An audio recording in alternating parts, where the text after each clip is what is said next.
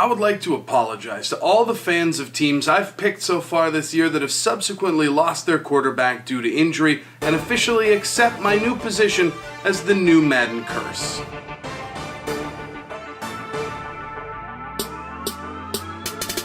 Oh hi, it's your old pal Dalby, back for week number 7 in the NFL with my picks. Remember, after the video, check the description down below for all the links and lines and spreads and everything that you need to make your own ticket, and then let me know who you're taking so we can compare notes. Injuries are a part of sports and a huge part of sports betting. When I picked Green Bay to win on Sunday, it was because Aaron Rodgers is an amazing quarterback, not Brett Hundley. I like Tampa Bay and Jameis Winston to have a big game, but I certainly wasn't going to put my money down on Ryan Fitzpatrick. In the end, injuries and crazy upsets like NY Blue shocking the world on Sunday night left me going 6-8 straight up for the week. As for my video picks, I was 5-4 straight up, so at least a little over 500, but 1-2 on point spread. Don't forget, I put all my straight up picks for all the games every single week on Twitter, so you can follow along, get this graphic, and figure out exactly who I'm going to take. Okay, week 7, let's go. In week 1, the LA Bolts pulled off an amazing comeback late in the game against Denver on Monday Night Football. It came down to a very makeable field goal for the win,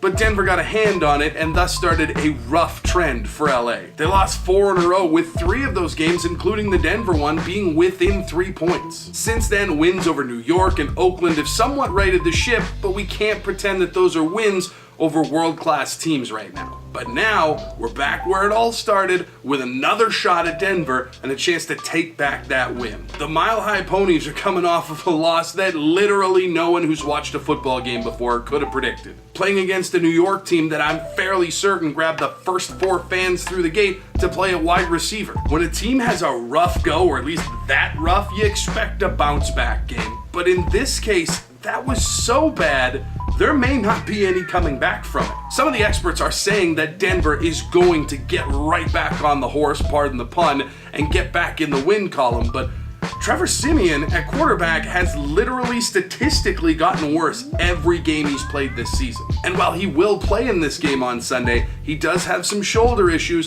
that may cause further problems. The Denver defense is still pretty strong, and they're going to slow down Phillip Rivers and Melvin Gordon and do what they can to try and keep Denver in this game. But the way things are going, Siemian should make the LA defense look unstoppable. I'm giving up the 1.5 to take LA to win this game and make it a full-blown 3-game winning streak, which I didn't think we'd be talking about at any time this season. Now, part of me is mad at Minnesota's defense for what I talked about at the beginning of the video in hurting Aaron Rodgers, knocking him out of that game, and causing me to look bad on my picks. Other part of me is saying, let's make some money off this. Those were the purple people eaters that we've all been looking for in Minnesota since the beginning of the season. And now they get a quarterback that I pointed out as shaky back in week 4. Joltin' Joe Flacco has helped Baltimore make some pretty meh teams look good this year, including Jacksonville and Chicago, who when they play against non-Baltimore teams, kind of look more human. Baltimore is 29th in the NFL on offense, and to a Minnesota defense that is rounding into form,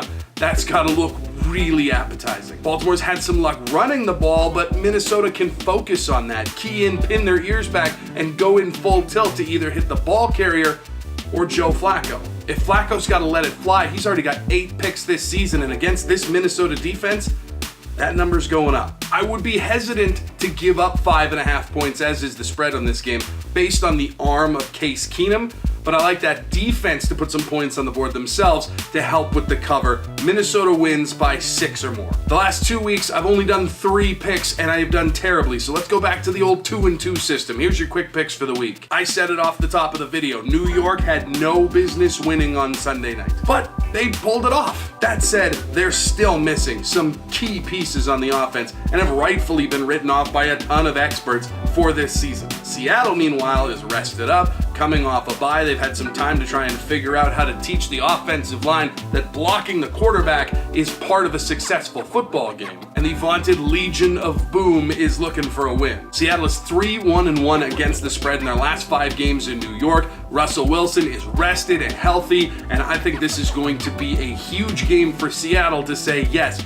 we are contenders this season. Seattle's giving up 5.5, which I will give up because who's going to score for New York against this defense? And as always, you dab the free space on the bingo card, and that free space is Cleveland. Tennessee's defense didn't look great on Monday night playing against Indy, but their offense looked fantastic, including a huge touchdown at the end of the game when they were just trying to run for a first down to seal it out. Mariota looked healthy enough and should be healthy enough to outgun Deshaun Kaiser, who's back in for Cleveland, but only because Kevin Hogan, who played last week, was so bad that he'd probably get picked off throwing rice at a wedding. That dude was bad. Like, even for Cleveland.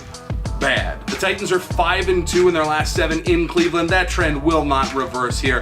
Take the Titans, give up the 5.5. And let's fill out your pools card with Buffalo taking advantage of Tampa Bay, New Orleans picking up the scraps in Green Bay, LA rolling at home against Arizona, Dallas edging San Francisco, Atlanta picking up a Super Bowl revenge win in New England, and Philly at home on Monday night. And that's who I've got. Who do you got? Leave it in the comments down below. Send them to me on Twitter, Instagram, Facebook, YouTube, wherever you're seeing me.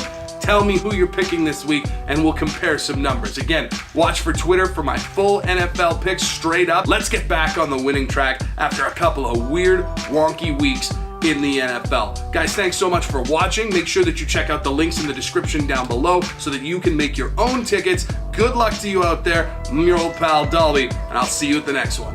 If you want to make sure that you're getting all the line spreads and game lists before anybody else, you gotta be an MVP. Follow the link in the description of this video to sign up with WCLC to get alerts, notifications, and emails directly to you with everything that you need to play.